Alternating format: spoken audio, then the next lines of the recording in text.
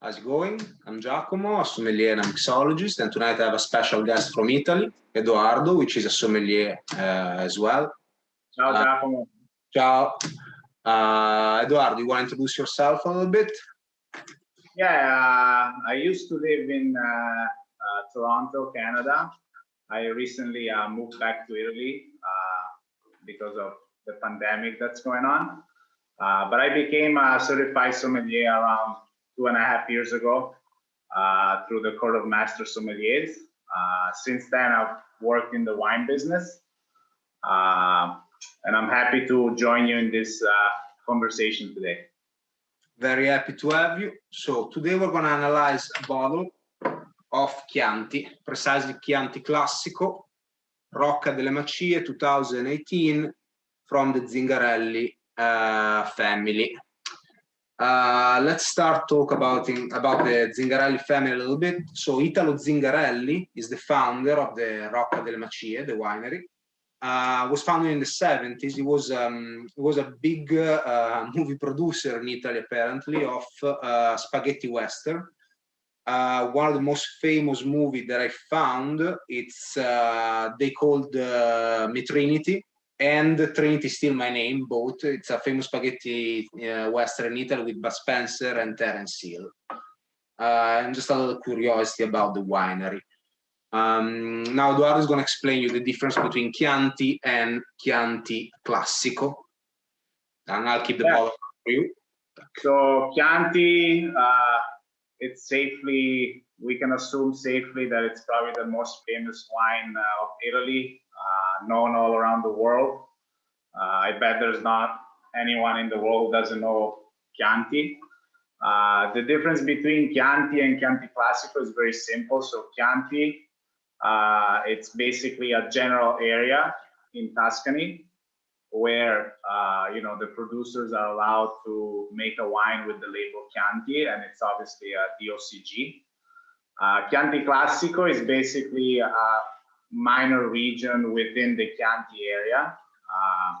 So the way I like to think about it, the way that it was also explained to me while I was studying, it's basically, you can look at Chianti as like a fried egg, where the egg white is the Chianti area, and basically the egg yolk is the Chianti Classico region. And in the Chianti Classico, which is also DOCG, that's completely independent from the Chianti DOCG, so it has its own set of rules and regulations.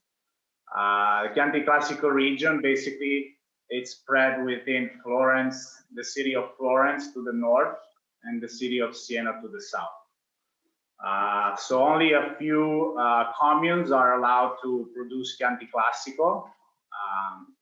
And the bottle in question is produced in the commune of Castellina in Chianti, which is located on the southern western part of the Chianti Classico appellation.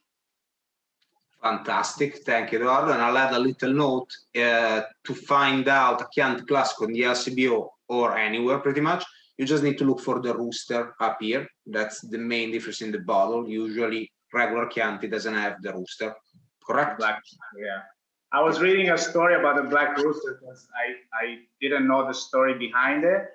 And apparently back in the day, like in the 13th century, when Florence and Siena were basically rival cities and there were a lot of wars between them, to decide the borders of the two provinces, they basically told the two knights to wake up at dawn at the first chant of the rooster, and basically wherever they met, the point where they met will be the deciding line to divide the two provinces. So that's what I've read, where they found to implement this rooster on the sign of the Chianti Classico. So I did not know that. I had no idea. An interesting story. I had no idea where the symbol came from, but that's what history says. Okay, let's open. Let's do it. I already have it in my glass. Bravo. You go ahead. Perfect. So our experience is going to be a little bit different because mine is not going to be open at all. That. black.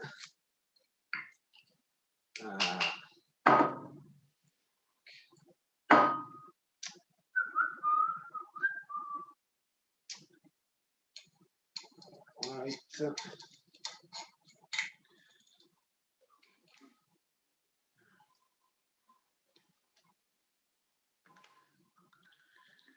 Okay. Okay. It's a generous 5 ounces pour. Very generous. Exactly. Little note, to start your tasting, you need well, the wine, a little bit of water to clean your palate, and a spitting cup. Okay, fantastic.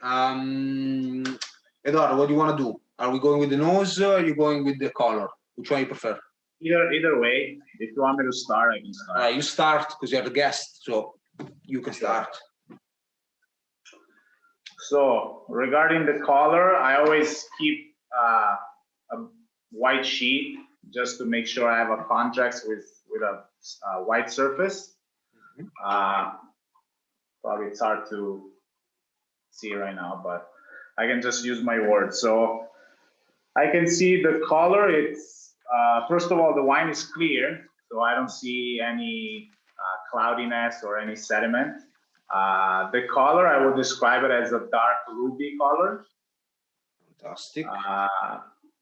It's bright. There's not any rim variation, so the color is pretty uniform.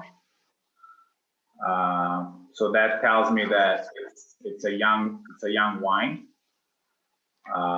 Regarding the viscosity, it's maybe just a medium viscosity wine. It doesn't seem very thick or viscous.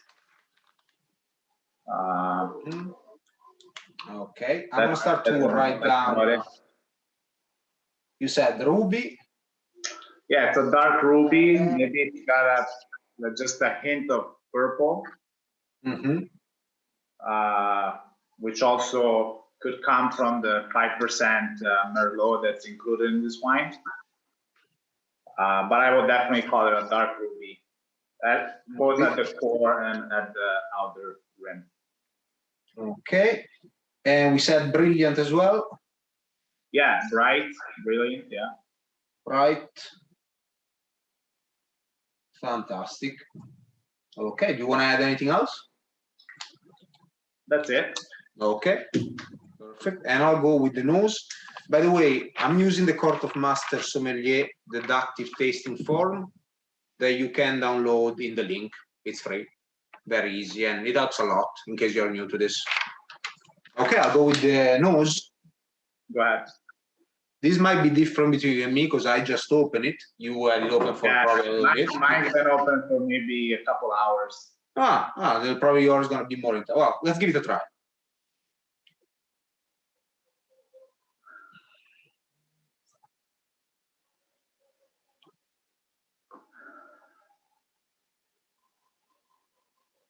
Okay, so the first thing that I personally smell in mine is a little bit of blackberry for the fruit, and I smell it as quite fresh. It's not. It's basically just picked from the tree, quite fresh. Blackberry and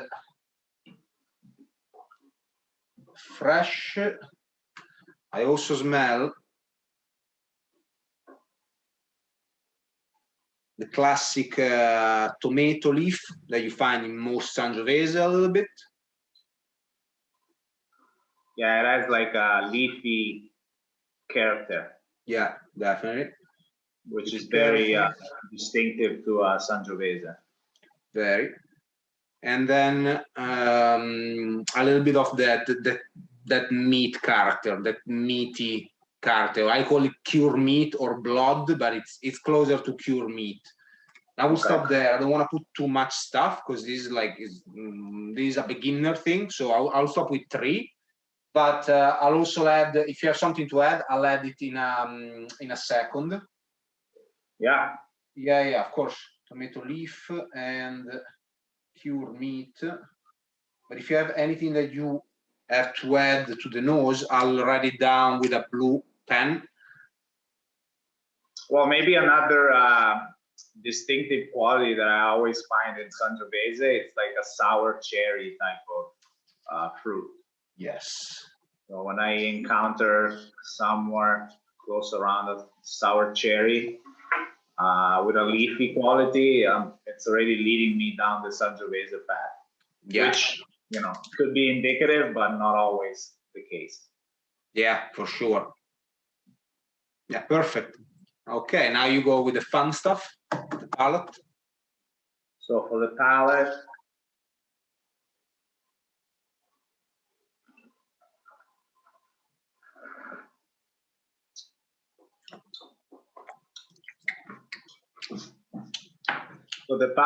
I find it's a bit harder than the nose.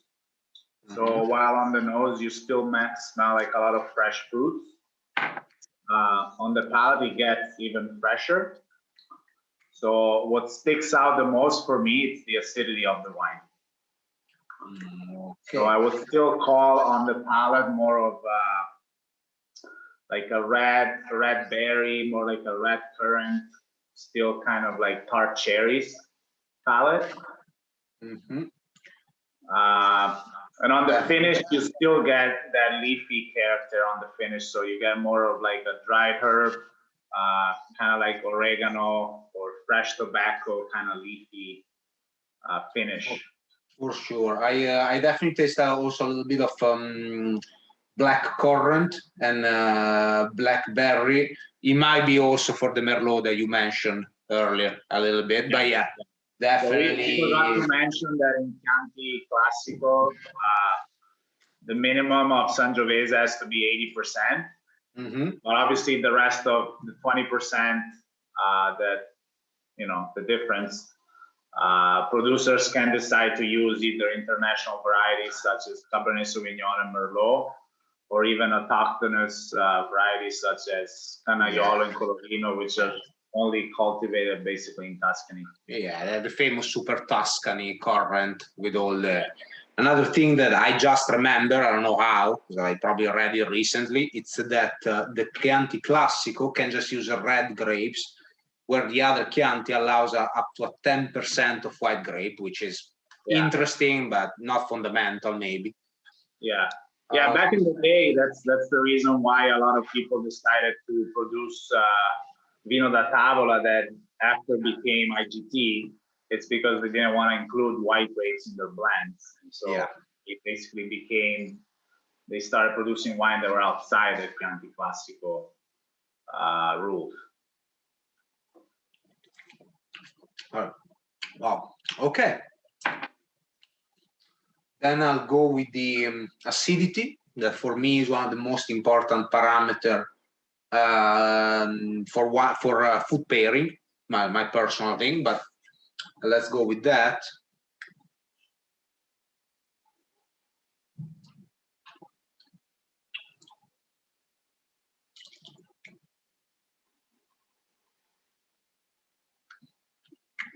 Okay, it's definitely there. As always, I use my dirty trick to find the acidity. I basically let the saliva slide inside the cup, which is pretty disgusting, but it works. I would say that there's for me, it's medium plus acidity. I can definitely feel it. I can definitely. I would agree with you. I would say a medium plus acidity. Yeah, I don't want to go on. Not high. It's not high, but exactly. Close to high. Yeah. I don't want to go to the high spectrum either. I don't think it's high, but it's definitely there. It's definitely there. Part of the wine. Yeah. Yeah. It's definitely driving the wine. Regarding the tannin, I would say maybe medium to medium plus. I don't feel it's a very aggressive tannin, even though it's a very young wine, but I feel the tannins are kind of like mellow, and they're definitely there, but they're not invasive. Yeah. I don't know if you are noticing as well. I have how can I put it, like a bitter a bitter end in this wine, like almost like there's some sort of phenolic bitterness or something like that. Maybe it's just me though. If you're gonna give it, do you feel something like that? No, I feel there is a slight bitterness in the end. Yeah. Yeah, it's coming out now that I had a couple of sips, but it's definitely there. The alcohol. Well, I did not look at the alcohol. I wanna try to figure out the percentage. I did not look yet.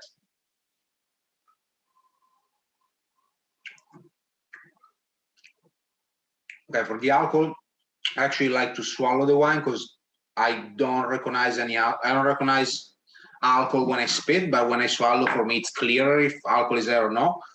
Yeah. I would say I will shoot at a percentage of alcohol that is between 13 and 13.5, which is kind of like the classic Chianti, I would say, percentage. Let's see. Percentage. There we go, 13.5. But this was an easy one to guess, I feel, because Chianti is usually around there. 13.5%. What do you say, medium? Something like medium. Yeah, that could be considered a medium, you know. Yeah. Okay, and now you want to go with the conclusion and suggest maybe one pairing? Yeah, I mean, regarding the wine in general, I would say, considering the price, it's a good buy. How much did you pay in Italy again? So in Italy, this bottle of wine cost me 11 euros. And here it's 16 when in discount at the LCBO. So around the same price. So I'd say it's a good price considering the wine you're getting. So it's a wine that you could drink any day. You could also buy it, you know, and lay it down for a little bit. It won't hurt, but it drinks well already. And for food pairing, Chianti Classico, if we want to stick to the classics, it could pair to a lot of pasta dishes with tomato-based sauces. Okay, so, pasta, tomato-based. Something like tagliatelle or fettuccine alla bolognese would be an excellent pairing. Only tagliatelle in Bologna. Just tagliatelle. Only tagliatelle. Here we eat tagliatelle, but some people also eat fettuccine. So we, you know, we have to include everybody. Yes, tagliatelle bolognese. Now suggest a classic Toscana pairing, which is the Fiorentina. Here it's similar, different from a North American steak, but you can definitely pair it with a steak or with lasagna, typical of my region. Which lasagna would be a great choice. Lasagna. Even like a prosciutto board with some aged cheese would be a good pairing. Yes. Let's say that wine has the acidity to stand up to the fattiness of prosciutto or the richness of aged cheeses, like something like a Parmigiano or a Pecorino Toscano. Yeah, 100%. 100%. I was just getting there that the acidity of this wine makes it a very easy pairing with a lot of different food, especially if the food is Italian, but not just Italian food. Like there's a lot of possibility. What you wouldn't pair this wine with? What is for you this wine, considering with the high acidity, but also the slightly bitter finish, and you can even feel a little bit the influence coming from the oak a little bit. So you got that slight dryness and tannin. I definitely wouldn't pair with any sorts of seafood. Yes. I'd say sometimes I like to pair seafood with red wine, but the red wine has to be a little bit lighter, not as structured as this wine. I feel this wine structure is too much for seafood. And I definitely wouldn't pair with anything too spicy either. Yes. Yes, I totally agree. I wouldn't say this one. The bitterness, the bitterness with the spiciness. Yeah. It's a bad match. So yeah, agreed. Completely agree with the seafood and the spicy. A little curiosity, and maybe next time we'll do a different wine that Portuguese people are the few people that I work with will actually enjoy Pinot Noir, light red wine, like something lighter than this with seafood, but sometimes even wine as tannin it is with seafood.